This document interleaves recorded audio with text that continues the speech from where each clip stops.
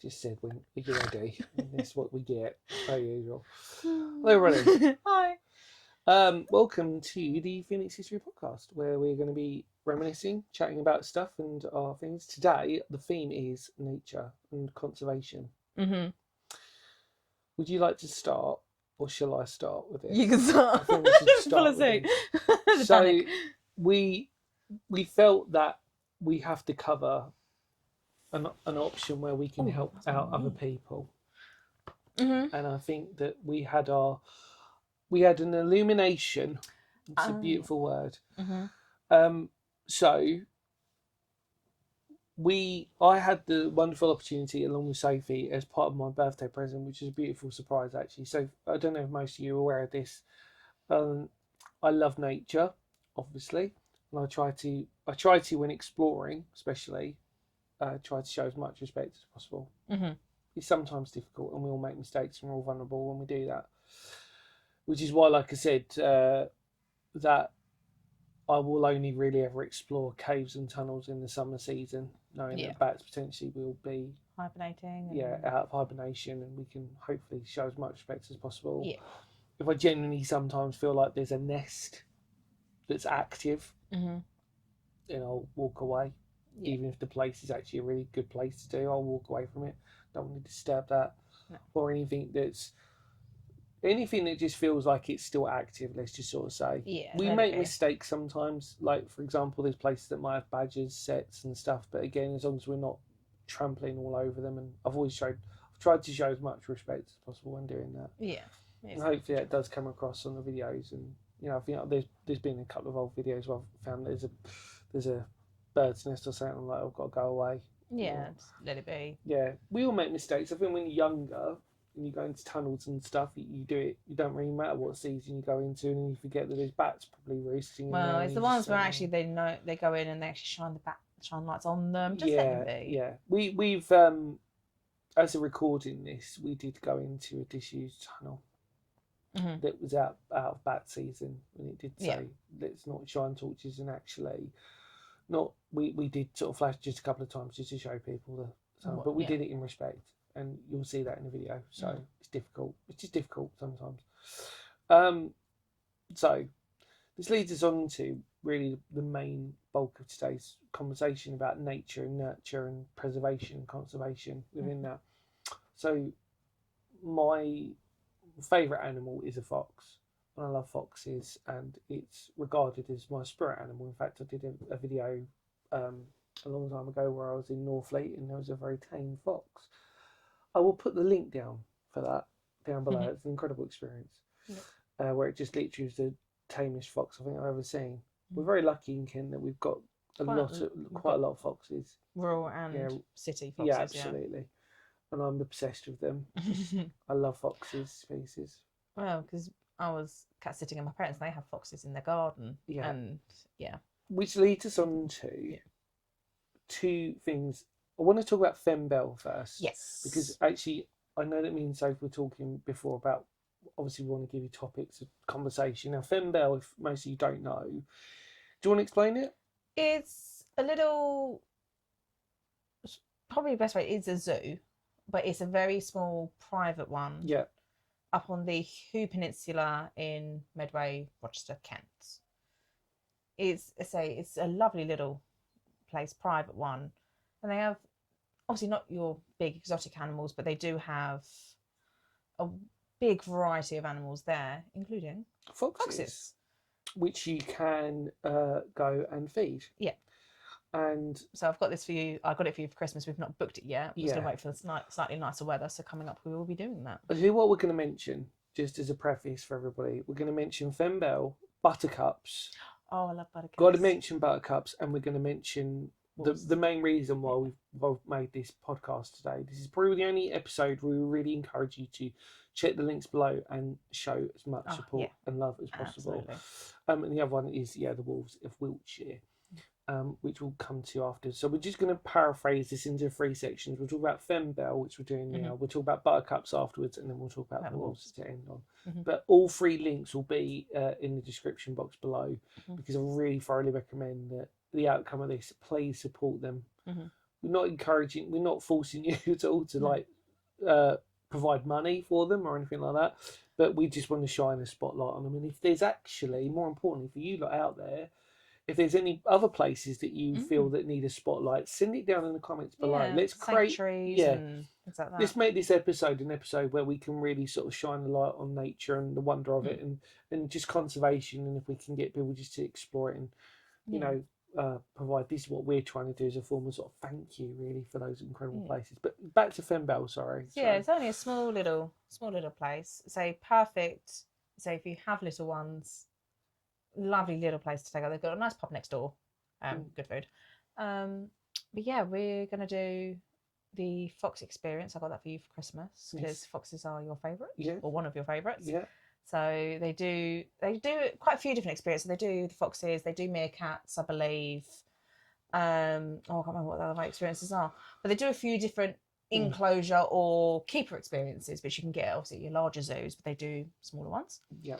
And we're going to do the fox experience, which actually your mum has done as well. Yeah, my mum been up there, and she we bought it for her, and she really recommended it. And actually, the sad part about it was that she'd spoken to the owner, and that they have financial, like with anything, financial difficulties of trying to keep anything like this alive, to sort of like maintain it, and obviously stuff like that. It is a small place, and that's why we're sort of saying in these 3 specific ones today, please, like if you can show any sort of form of support for them, that'd be really appreciated. But yeah, really excited to crack on with that. These, by the way, there won't be any sort of footage of any of that on this, but we'll just encourage you to go down there. If anything, check out Soph's Instagram, which will have most of the photos on there and stuff like that. But, but like Fembel, so it's not, you don't have to do obviously the experiences. The experiences are extra. You can do as gifts, and obviously if you are an animal lover. But it is a little zoo, so you can obviously just go get your day entry tickets and. And I'm sure people who aren't even in Kent would have certain places that are similar to this. So again, put them down in the link below for us. Absolutely, yeah. Moving on then to buttercups. Oh, I can't help laughing. This is one of our first dates, buttercups. I don't know how many times I've visited Buttercups. Buttercups, for those who don't know, is just outside of Maidstone, and it's a goat sanctuary. Oh, I love goats. I really do. I love goats. Buttercups is a beautiful place that a lot of people go there just for some therapy. Yeah. And I've witnessed some incredible moments down there. Where you can adopt a goat. If you like to adopt a goat, then it doesn't matter where you are in this country, you can go down to Buttercups and you can adopt a goat. And if you want to, if you get the opportunity, you can actually visit them. And I keep debating whether I want to do that for myself, but it's the problem is I get quite emotional if I do that. I'm too fragile with animals. Are my deal breaker. I'm too fragile with stuff like that. I get really emotional if I see stuff like that, or any cruelty to animals. I can't. I just get instant rage if I see someone be cruel to them.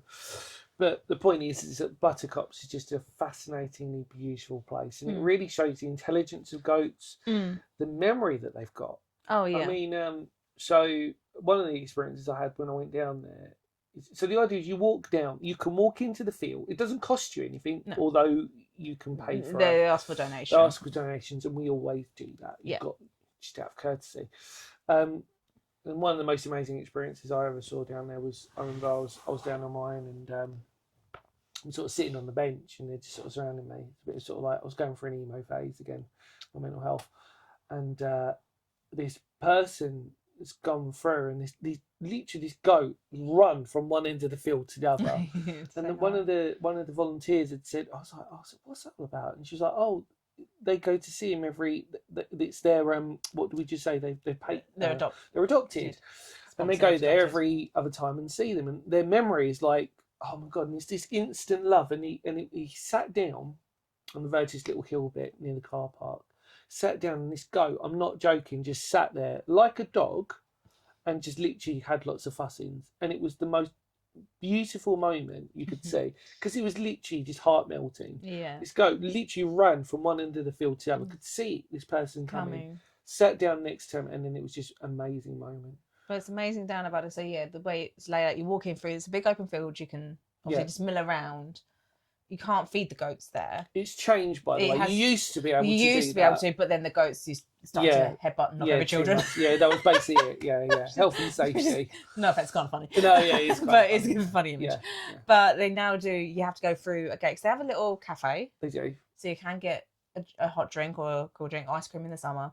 So have a little area you can sit where the goats can't get to, and then down the back they've now got a fence you can feed the goats. Yes. You can buy either food or pellets, or actually when I went there we took my nephew who was only 3 at the time. A blimmin' carrot that boy went through feeding goats.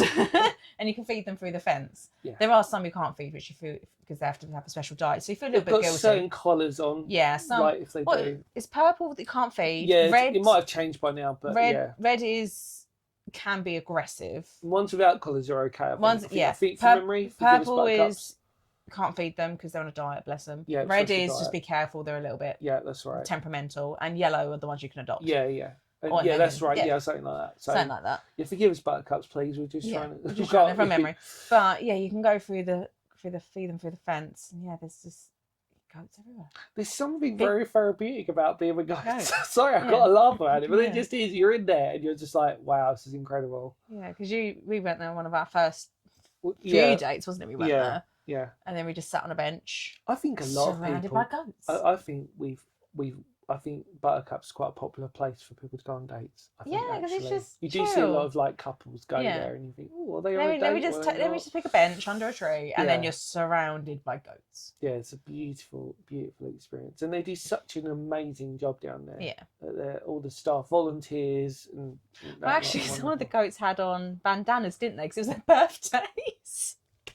Amazing. Just saying happy birthday, little bandanas on. I love it. Yeah, and that's actually nice. There's a section, isn't there, towards like the stable housing that the goats can go if they just want to be left alone. Yeah, they can come and go as they please. Yeah, they've got. I mean, they do give so much care to them and their well-being. And then you've got the back. You've got some of the more ones that are pregnant. I think it's right. Yeah, because there's some kids as well, like manger type of thing, isn't it? Because they had some little babies when we were there. Yeah, didn't they? and it's just fascinating and really, I love it. I love that place so much because I think it was local to both of us. Yes.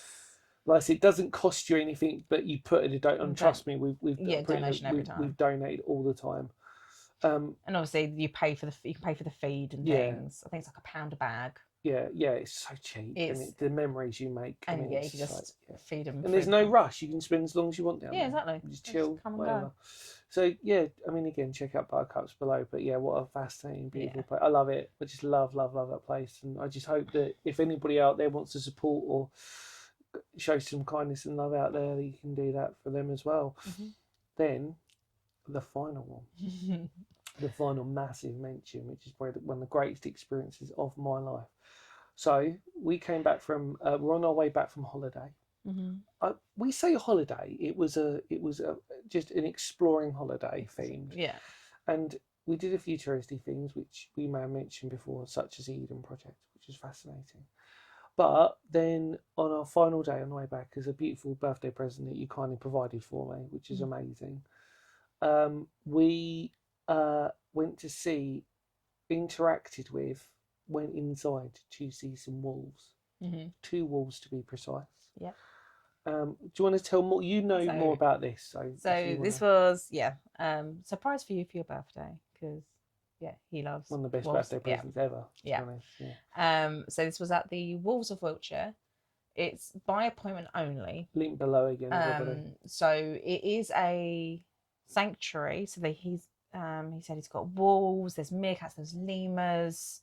He has quite a menagerie of animals. But the experiences that they offer are the wolf experiences. So there's 2. You can do a walk with a wolf dog. So they had some of those there.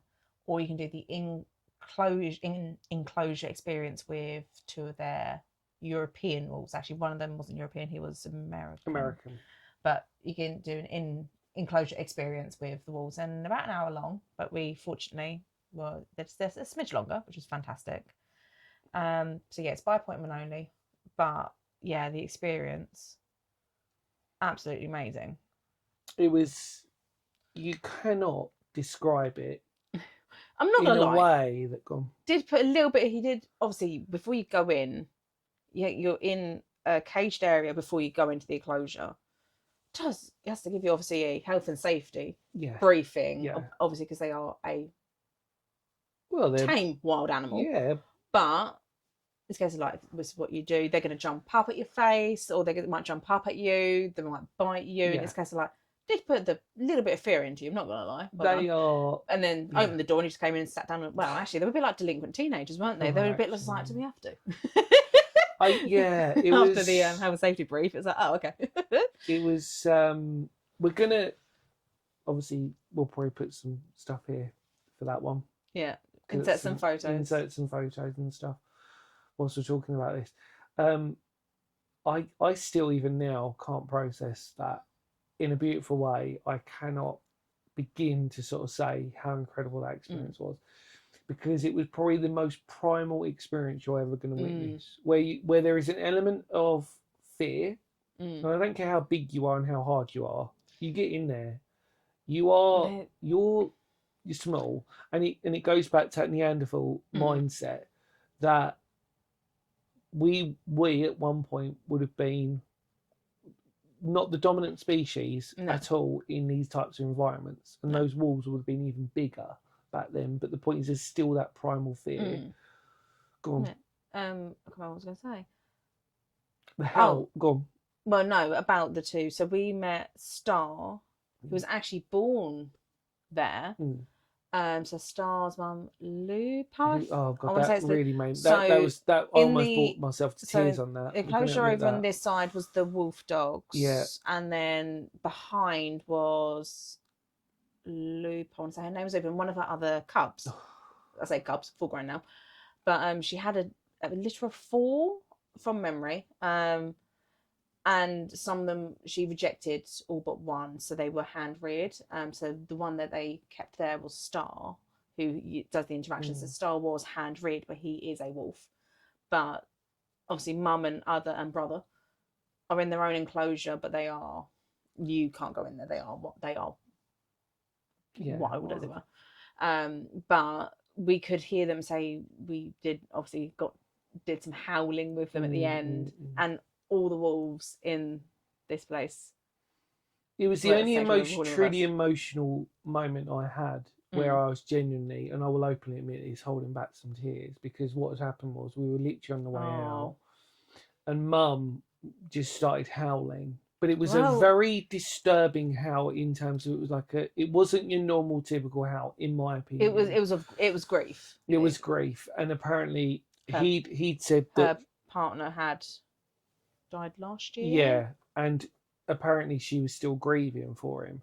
And the most saddest thing was, she's from a distance, she's howling, and then it's her child, isn't it? Her other son is there, and we could see them, and she's howling, and then sorry for the weird hand puppetry, she's howling like this, and she's going up to her son, who's just sort of sitting there, and he sort of ducks her head underneath his mouth, and it's like this almost embrace of son was like, it's okay, you're cool, but even me talking about it now is actually bringing me a little bit upsetting, because it was just this genuine grief of how it wasn't your normal typical thing, and the son was just like, I'm there for you. Do you know what I mean? But the way she sort of tucked her, so bizarre, she sort of tucked her head underneath his head as he was sort of sitting there while she was still howling. And the thing is, with wolves, they are matriarchal, aren't they? They are, yeah. They're pack animals. They're pack animals, but they are run by the matriarch. The matriarch. The women in the females. Thing. So and it was just so sad, that bit at the end. But we could talk about that for ages. I think that whole experience. There's so many things that were going on in that. Yeah, you see the emotion in them. And then we had, in our enclosure, then we were with Star, who was born there, and Tarek, who was born and bred in America. Yes, but he was a rescue, wasn't he? From Scotland? Yeah, it's a bit of a bizarre story, that, but basically he was a sort of, the idea was that the story was that in America they like to breed in and domesticate, so they breed out certain traits, and then actually, in essence, they're trying to convert or trying to breed into a wolf that is more like a dog.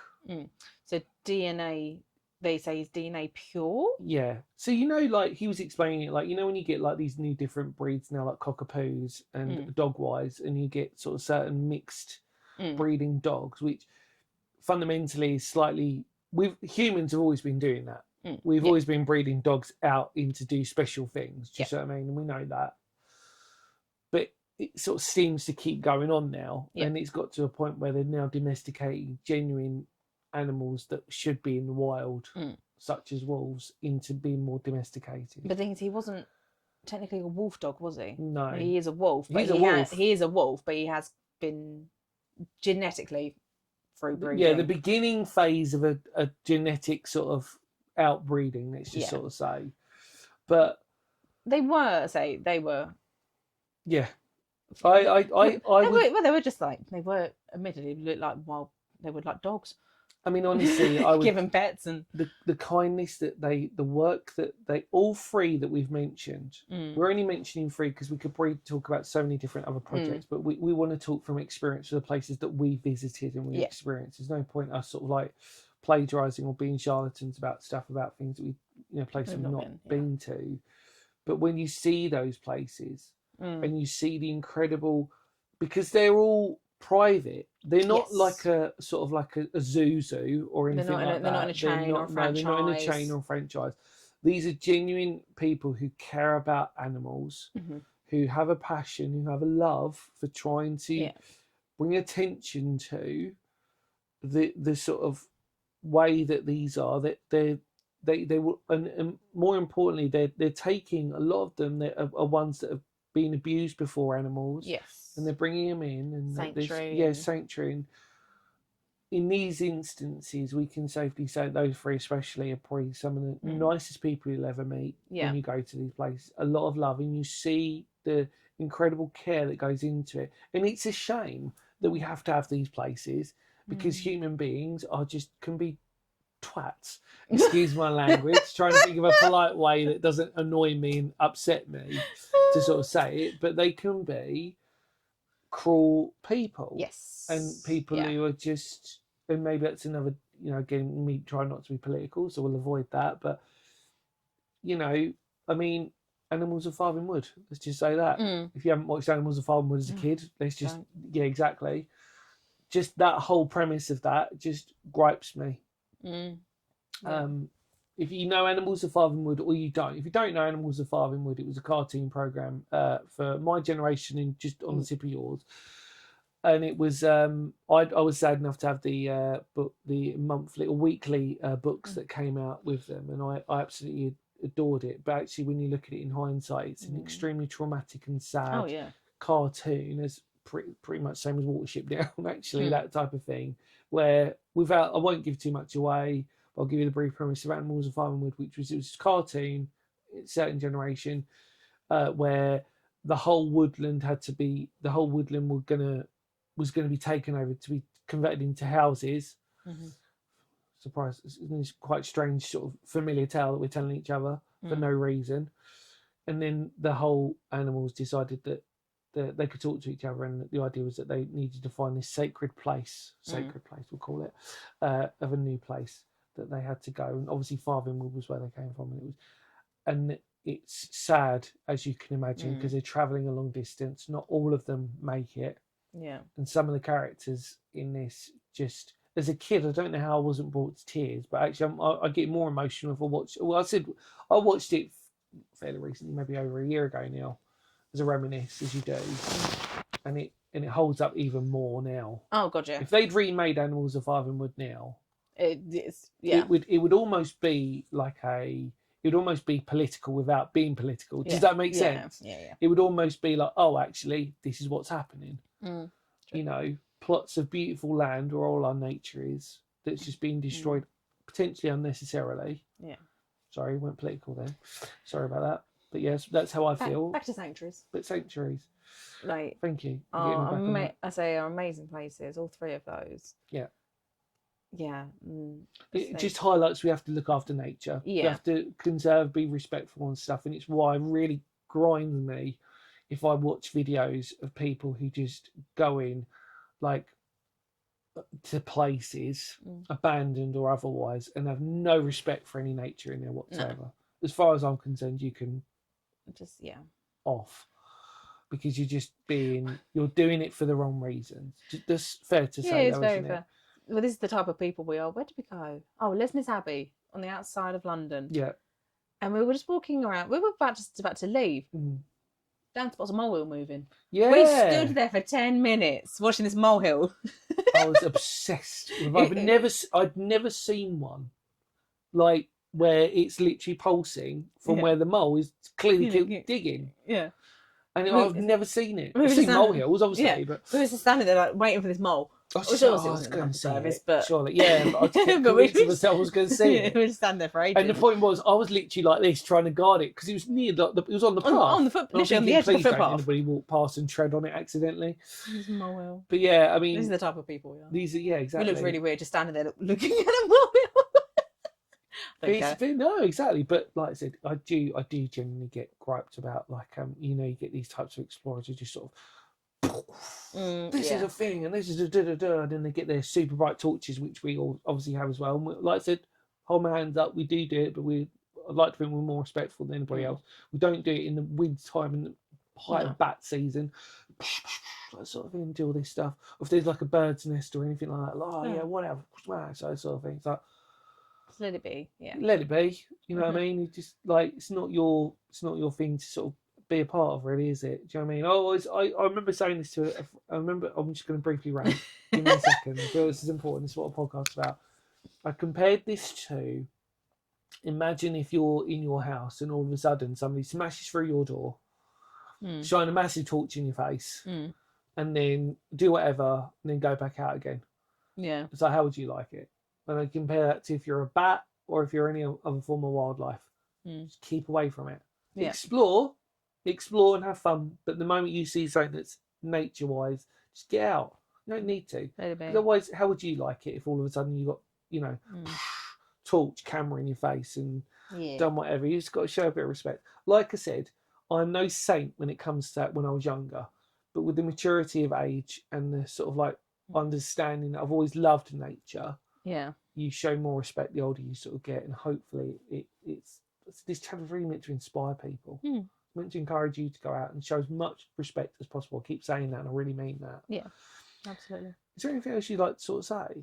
No, really? So just these 3 places in particular. So 2 in Kent, 1 in Wiltshire. Obviously Wiltshire by appointment only for their experiences. It's not an open sanctuary. You can't just rock up. Obviously there are big wild animals. Yeah. And Gary obviously has hand raided them, has worked with them for how many years? Long time. Yeah. So he knows what he's doing. You can't just rock up to a wolf enclosure. Don't do it. Obviously, by appointment only, the experiences, obviously he's in there with you. Absolutely fantastic. Websites and link below, like we said before. And so we'll have some photos. But what we'll say is, like, we're not expecting you to help them provide money for them, but it is to show. But it's because like, actually, this is here. So if there's something that you want, it's a fantastic gift. Yeah, thank you. I mean, but yeah. Well, even down to the point where we got out of the car and they're like, you have to take hairband out because Tarek will take that out. It's like, okay. This is how wild they are. It's like we had to remove our jewellery. Take all my bands off. And then... Well, we even said about your... Yeah, I kept them in luckily. But they said, like, might take your earrings out. The point is, if I take this out, I've still got a hole in it. So it's not really good. But then, obviously, Buttercups is a lovely little sanctuary. You can just check, obviously, the opening times. You can just go down there, just chill out in the field, sit on a bench, pet some goats. Just go into the cafe. Obviously, you can't eat in the fields with the goats, but you can go sit in the cafe, get a drink. And then Fembelle, it's a lovely... Same thing, actually. More food and stuff there. Yeah, Fembelle, it's a lovely little zoo. They do, obviously, experiences as well. I think this is genuinely one of the podcast episodes where I'd really like everybody's feedback on terms of, like, putting your own places down that need love and care and attention, animal-wise and stuff like that. Please do that. And if there's any way or any possible way that we can help out in any way, shape or form, even though we're a small channel, we want to help out as much as possible for all of you out there, because I think it's really important with nature, especially for us. Because we love an animal experience. Like I think we've both done llamas, oh, alpacas, I mean, yeah. I mean, any other sanctuaries. but this is really what, to end on, this is really what this channel has always been about. It's about helping and encouraging others to go out and explore for yourselves, get out, explore nature, do that, but do it respectfully, of course. Don't need to tell people that. No. Well, I do probably actually, because there are people out there, aren't there? A little bit dense. That's a lovely word for it. But yeah, no, honestly, in all seriousness, we're here to shine a light on things like this, whether it's mental health, exploring history, encouraging you all to go out there, which I hopefully we do that for all of you, a bit like I said, in a respectful way. And obviously on this occasion, conservation, but conservation and preservation for nature. Which is, if you haven't seen, if you have a look on the about section below, is one of my mottos, which is conservation, preservation, and historical exploration. So please just show love and kindness down there. Share your own stories, share your own amazing things. This is really the episode where I'm very passionate that we try and get people's input and feedback on this, and hopefully some positive stories. And if you do have anywhere that you feel we need to shine a light on, or maybe you might be an owner of a conservation or nature trust that you might want us to make a video on for, let us know. Okay, the email is in the about section of the channel. If not, you can contact Sophie via the Instagram page. On Instagram. But please, we're very passionate about that, and if we can shine a light on that as well. But don't worry, everybody, we're still going to do lots of history videos. You know we're just like petting goats in between. We're just like having. Yeah, it does, but that's okay. It's a great way to end because it's what we should do. Thank you, Sophie. In immortal words of Phoenix history, hopefully you enjoyed this wonderful podcast and showed on my site. I got a bit intense on that one. Got my genuine rage came out a little bit. I'm just going, really, yeah, exactly. Inner wolf. I need to go take you to pet some goats. Yeah. And on that note, thank you so much, everybody. Feel free to spread the word of the channel. Much love to all of you out there, because history matters. It just does, doesn't it? Especially when we're talking about conservation. History and nature. Absolutely. Check the links below. If you can support them in any way, go for it. Share your own stories. Thank you, Sophie. Check Sophie's Instagram out, by the way, as well. Pretty cool. If I do say so myself. Take care. You ready? Yes. Kapow.